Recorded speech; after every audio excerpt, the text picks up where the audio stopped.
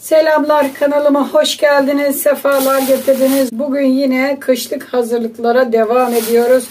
Bahçeme çıktım ve patlıcanlarımı topladım. Şimdi patlıcanlarımdan konserve yapacağım. Domates, biber içine koyacağız. Kışlık patlıcan konservesi yapacağız arkadaşlar. Durmak yok, kış geliyor. Biz de ne yapalım? Yavaş yavaş kışlık konservelerimizi hazırlayalım. Hemen bu kadar patlıcan topladım.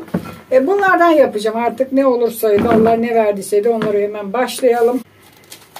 Şöyle kafa kısımlarını keselim. Burada ne kadar patlıcan var? 3, 6, 9, 10, 11 tane patlıcanım çıktı. Ne olursa artık onlarla hazırlayacağım. Hemen böyle kafa kısımlarını kesiyoruz ve böyle bir aparatınız varsa çok iyi bunlar.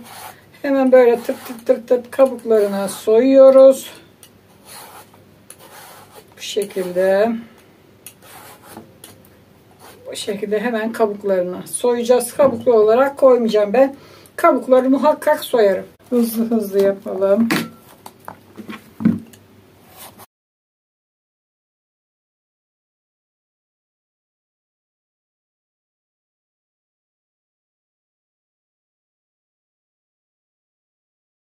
Evet, gördüğünüz gibi patlıcanlarımızı soyduk, kabuklarını. Şimdi ne yapacağız? Patlıcanlarımızı doğrayacağız. Hemen çıkarıyorum kaptan. Tekrar şöyle hemen çıkaralım ve bu kabımızın içine patlıcanlarımızı doğrayalım. Şöyle dörde bölüyorum. Şu şekilde işte bakın. Yemeklik yapacağım. Normal yemeklik. Onun için böyle dörde bölüp doğruyoruz.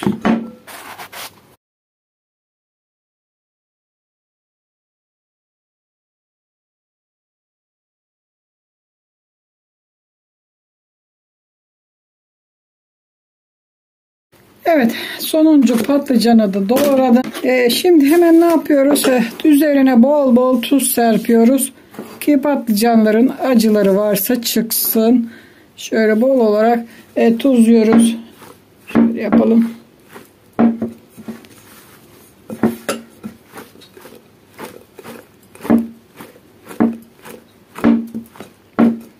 Bu şekilde biraz alta da gelecek şekilde tuzu bol bol attık. Hemen üzerine su döküyoruz. Şöyle üzerine çıkacak kadar suyu da dökelim. Biraz daha su döküyoruz. Bakın şöyle. Tamam. Evet, şimdi bu tuzlu su da biraz beklesin arkadaşlar. Ben buraya domates, biber hazırladım. Bakın bunlar benim bahçemden topladığım domatesler. Bunlar sulu olan domatesler. Özellikle suyunun bol olmasını istiyorum ki su koymadan yapacağız. İnşallah olur. Biraz da yeşil biber topladım.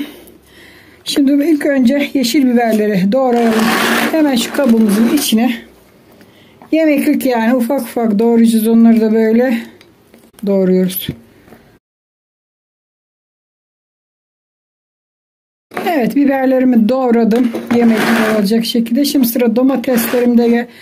Domateslerimi de aynı şekilde doğrayacağım. Önce yalnız kabuklarını soymak istiyorum domateslerin. Yemeklerde ben genelde kabuklarını soyarım arkadaşlar. Siz de öyle yapın. Bu yemeklerde ağza geliyor bu kabuklar ve sevmiyorum. Şöyle soyacağım. Şöyle doğruyoruz.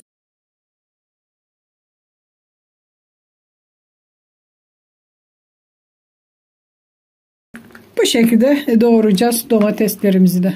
Domatesleri de doğradım arkadaşlar, yemeklik. Biberlerimi doğradım. Patlıcanlarımızı hazırlamıştık, tuzlamıştık. Burada onlar da bekliyor. Şöyle gösterelim, bakın acı suyu nasıl çıktığını. Patlıcanlarımızın tuzlu acı suyu çıktı. Hemen şimdi bol suda yıkayalım patlıcanları. Hemen şimdi yıkıyoruz. Önce alalım şu tuzlu suyun içinde.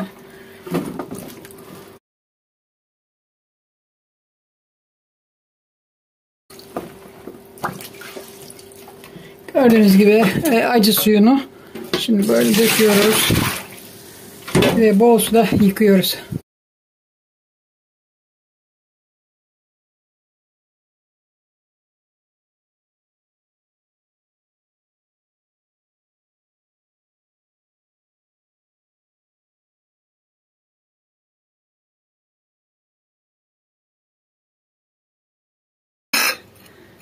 kavanozları doldurmaya başlayalım. Kavanoz hazırladım buraya ben. Ne çıkacak bilmiyoruz, bakacağız. Bunlar yarım kiloluk kavanoz. Hemen başlıyoruz. Şöyle alt kısımlarına şöyle birer kaşık domates atalım.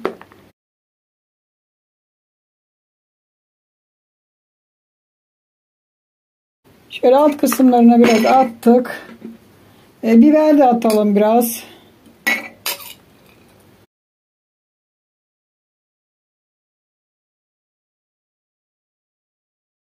Hemen şimdi dolduruyoruz patlıcanları üzerine.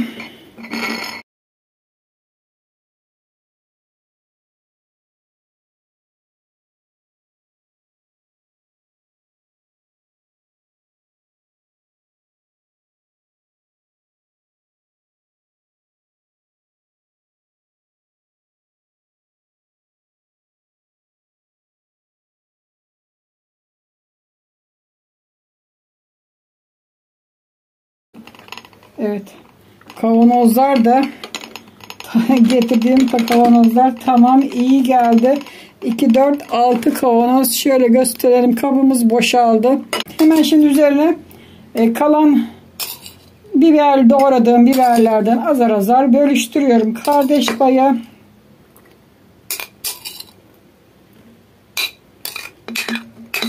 Evet, bu kadar yeterli. Altta da koymuştuk biraz. Biberleri de koyduk. Şöyle biraz daha bastıralım ki kalan domatesleri de koyalım.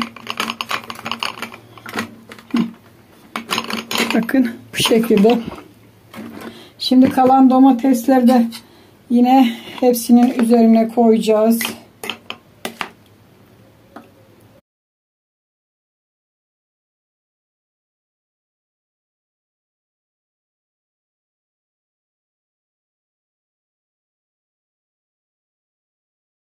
Bunları da koyduk. Tamamdır. Sularını da şöyle biraz atalım. Tamamdır.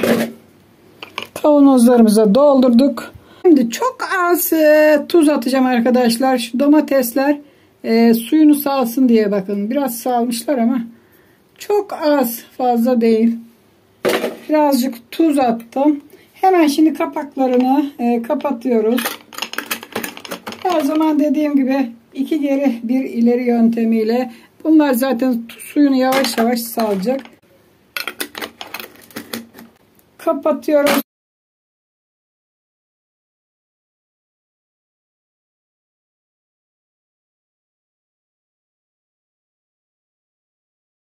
Kapaklarını da sıkı sıkı kapattık.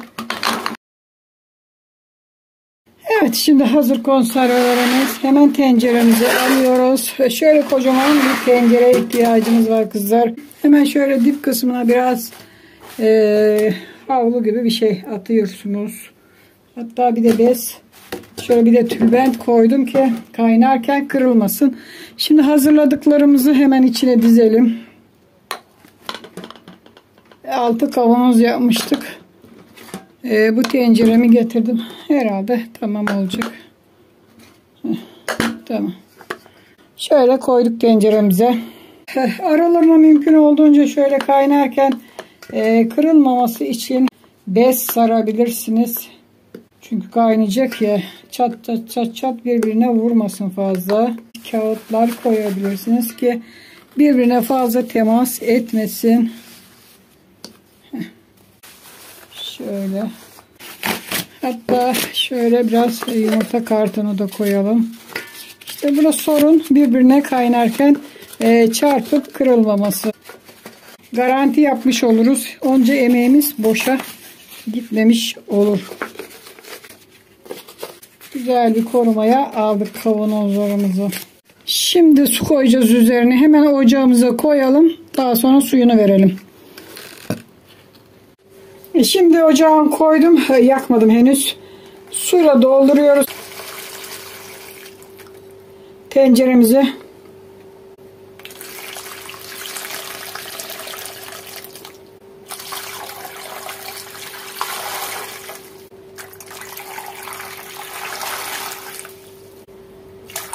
Bakın tamamen şu anda doldurduk. Şöyle görüyorsunuz herhalde sularımız bir şekilde buraya kadar geldi. Şimdi ocağımızı yakalım. Evet, şöyle tekrar alıyoruz. Ocağımızı yaktık. Tenceremizin kaynamasını bekleyeceğiz. Çabuk kaynaması için şöyle kapağını da kapatalım ve kaynamaya başlayana kadar videoyu durduralım. Şöyle bakalım. Bakın şimdi hemen hemen kaynama noktasına geldi. Hatta yavaş yavaş bakın kaynıyor şu anda. Görüyorsunuz usul usul kaynıyor. Şimdi böyle kaynamaya başladıktan sonra kapağını kapatacağım tekrar. Yarım saat kaynatacağız arkadaşlar. Bu yarım kiloluk kavanoz olduğu için bunlar yarım saat kaynatacağız. Şu anda kaynadı. Bakın şuradan kaynıyor. Yarım saat kaynatacağız. Eğer 1 kiloluk kavanozlara yaparsanız 1 saat kaynatmanız gerek. Bunu unutmayın. Bakalım bir 15 dakika kaynattık. Bakın. Konservelerimiz şöyle tıkır tıkır kaynıyor. Devam etsin kaynamaya. Evet, yarım saat oldu. Kaplar içine göçmüş. Fazla da hareket ettirmeye gelmez. Sıcak şu anda arkadaşlar. Hemen ocağı kapatıyorum. Şimdi hiç ellemiyorum. Böyle kendi kendine soğumasını bekleyeceğim. Soğuduktan sonra kavanozları çıkaracağız. Evet. Konservelerimiz hazır oldu. Şöyle gösterelim. Soğudu. Elimizle alıyoruz artık. Konservelerimiz soğudu.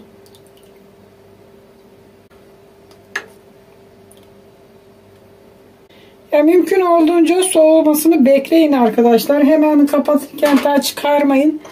Kırılabilir.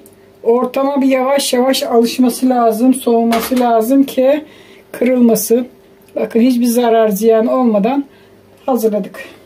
Şöyle gösterelim. Bakın. Kapaklar güzel tuttu. İçine göçtü.